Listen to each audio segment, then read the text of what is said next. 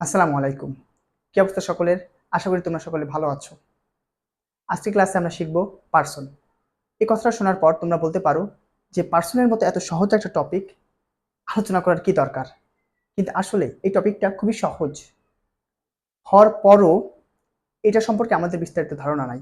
আচ্ছা, পার্সন বলতে আমরা সাধারণত বুঝে থাকি ফার্স্ট পার্সন হচ্ছে I we, second person you your এবং থার্ড পার্সন হি সি সহ যাবতীয় সকল নাম, তাই না? এটা কিন্তু আমরা জানি। বাট এতটুকু জানলে কিন্তু হবে না। তুমি যদি সামান্য এতটুকু জেনে থাকো তাহলে যখন তুমি ইংরেজিতে স্পিকিং করতে যাবা তখন তুমি বেঁধে যাবা, এবং ইংরেজি গ্রামারের যখন একটু কঠিন বা গুরুত্বপূর্ণ টপিক তুমি সমাধান করতে যাবা তখন দেখবা তুমি বেঁধে যাবা। এই জন্য আজকে আমরা পার্সন এবং পার্সনের কয়েকটা কেস সম্পর্কে জানবো। তো চলো আর বেশি কথা না বাড়িয়ে আমরা ক্লাসটা শুরু করি। প্রথমত আমরা জানি পার্সন হচ্ছে কত প্রকার? 3 প্রকার। ওকে, পার্সন হচ্ছে 3 প্রকার। প্রথম যে পার্সনটা আমরা জানি সেটা হচ্ছে ফার্স্ট পার্সন, তাই না? প্রথমটা হচ্ছে ফার্স্ট পার্সন। ফার্স্ট পার্সন, এখন ফার্স্ট পার্সনের মধ্যে আমরা জানি ফার্স্ট পার্সন প্রথমে কি আছে? আই আছে এবং তারপরে হচ্ছে উই। আই এবং উই।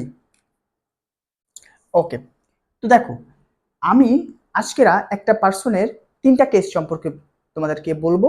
তো আমরা এই 3টা কেস সম্পর্কে মনে রাখবো।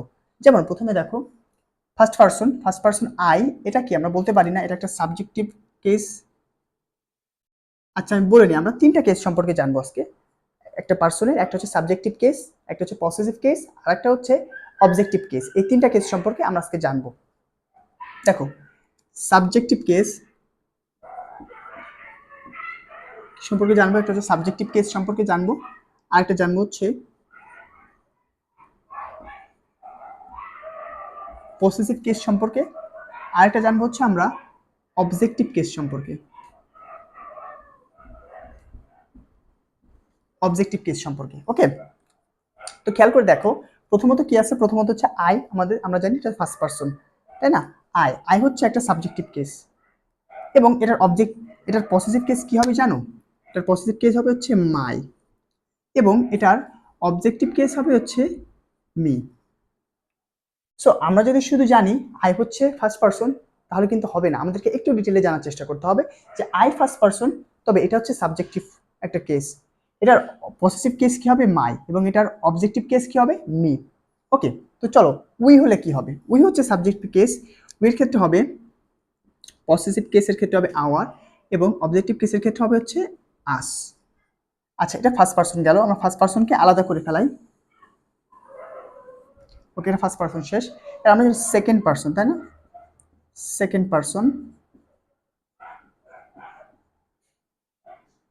Second person. ওকে, সেকেন্ড পার্সনে শুধু একটা জিনিসই আছে, সেটা হচ্ছে কি ইউ। ইউ, তাই না? ইউ হচ্ছে সেকেন্ড পার্সন। তো দেখো, ইউ হচ্ছে সেকেন্ড পার্সন, এটা হচ্ছে কি সাবজেক্টিভ কেস। এটার পসেসিভ কেস কি হবে? ইয়োর হবে। এটার পসেসিভ কেস কি হবে? ইয়োর হবে। এবং এটার অবজেক্টিভ কেস কি হবে বলতো? এটার অবজেক্টিভ কেসও কিন্তু ইউ হবে। এটা অবজেক্টিভ কেসও ইউ হবে। আচ্ছা, এতটুকু আমরা জানলাম। এটা সেকেন্ড পার্সন পর্যন্ত আমাদের জানা শেষ। এবার আমরা জানবো থার্ড পার্সন। এবার কি সম্পর্কে জানবো? এবার আমরা জানবো হচ্ছে থার্ড পার্সন সম্পর্কে। দেখো, থার্ড পার্সন। ওকে, থার্ড পার্সন। থার্ড পার্সন আমরা জানি কি? থার্ড পার্সন আমরা জানি হচ্ছে ফার্স্ট পার্সন এবং সেকেন্ড পার্সন ব্যতীত বাকি যত যা আছে সবকিছু হচ্ছে থার্ড পার্সন। ওকে, তো প্রথমে দেখো হি। হি হচ্ছে থার্ড পার্সন। তো হিটা সাধারণত কিসের ক্ষেত্রে ব্যবহার হয় বলতো? হি হচ্ছে থার্ড পার্সন, তারপরে কি লিখতে পারি আমরা? হি। হির পর লিখতে পারি কি? হিজ, তাই না? তারপরে কি লিখতে পারি? হিম। তারপরে দেখো শি, হার, তারপর কি লিখবো? হার। তারপরটা খেয়াল করে দেখো, তারপর লিখবো হচ্ছে দে। দে কি বলতো? দে কোন পার্সন? দেও কিন্তু থার্ড পার্সন। দে হচ্ছে থার্ড পার্সন, তাই না? দের আমরা পজিটিভ কেস কি বসাবো?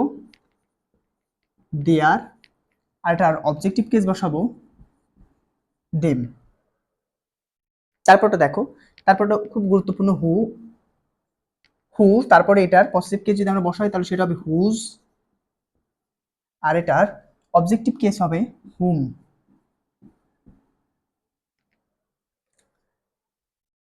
তো প্রিয় শিক্ষার্থী, খেয়াল করে দেখো, এখানে আমি লিখছি first person I we, second person you এবং third person he she they who এবং অন্যান্য যত নাম আছে সবকিছুই থার্ড পার্সনের মধ্যে আসবে।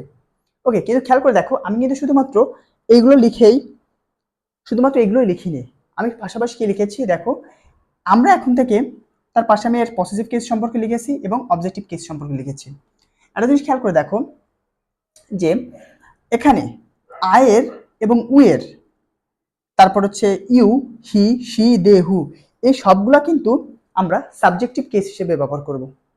একটা সেন্টেন্সের সাবজেক্ট হিসেবে আমরা এইগুলাকে ব্যবহার করব। ক্লিয়ার?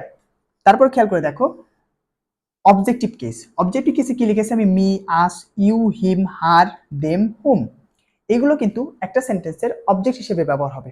ওকে, তারপর রয়েছে পসেসিভ কেস, তারপরে কোনটা রয়েছে, তারপর রয়েছে পসেসিভ কেসের ক্ষেত্রে এইটা সাবজেক্টিভ ফর্ম হিসেবে ব্যবহার হতে পারে, অবজেক্টিভ কেস হিসেবে ব্যবহার হতে পারে। তবে একটা জিনিস খেয়াল করে দেখো, অবশ্যই পসেসিভ কেসের পর একটা নাউন বসাতে হবে আমাদের। কি বসাতে হবে? একটা নাউন বসাতে হবে। পসেসিভ কেস প্লাস এর পরবর্তীতে আমাদের একটা নাউন থাকবে। পসেসিভ প্লাস নাউন যদি থাকে, অবশ্যই পসেসিভ একা বসতে পারে না, পসেসিভের পরে একটা নাউন বসে। ওকে, পসেসিভ অ্যাডজেক্টিভ হিসেবে পরিগণিত হয়, এই জন্য এর পরবর্তীতে একটা নাউন বসে। তাহলে ক্লিয়ার?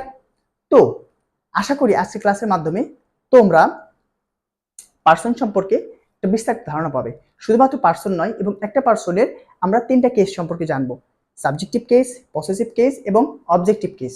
তো আমরা এখন থেকে কিভাবে মনে রাখার চেষ্টা করব, আমি যদি বিষয়টাকে একটু সামারি করি তাহলে আমরা এভাবে মনে রাখার চেষ্টা করব। ফার্স্ট পার্সনের ক্ষেত্রে I, my, me, we, our, us, তারপরে কি করব, ইউ, ইয়োর, ইউ, তারপরে হি, হিজ, হিম, শি, হার, হার, তারপরে হু, হুজ, হুম। আরেকটা বাদ পড়ে গেছে, সেটা হচ্ছে আমরা লিখতে পারি ইট। তার প্রশ্নের ক্ষেত্রে কি লিখতে পারি, ইট, ইট কি হবে, ইট, ইটস, আর অবজেক্টিভ কেসের ক্ষেত্রে বসবে ইট। ক্লিয়ার? আশা করি ক্লিয়ার। এইভাবে যদি আমরা পার্সনটাকে এবং এই 3টা কেস সম্পর্কে জানি, তাহলে যে কোনো ইংরেজি গ্রামার করতে আমরা খুব সহজেই পারদর্শী হয়ে উঠব। সো আশা করি ক্লাসটি ভালো লেগেছে। আমার ক্লাসটি ভালো লাগলে অবশ্যই একটা লাইক করে দিবে, এবং ইউটিউবে হলে ক্লাসটা সাবস্ক্রাইব করবে, এবং এই ধরনের নিত্য নতুন ইনফরমেটিভ তথ্য পেতে আমার চ্যানেলটিকে ফলো করবে। আসসালামু আলাইকুম ওয়া রাহমাতুল্লাহ।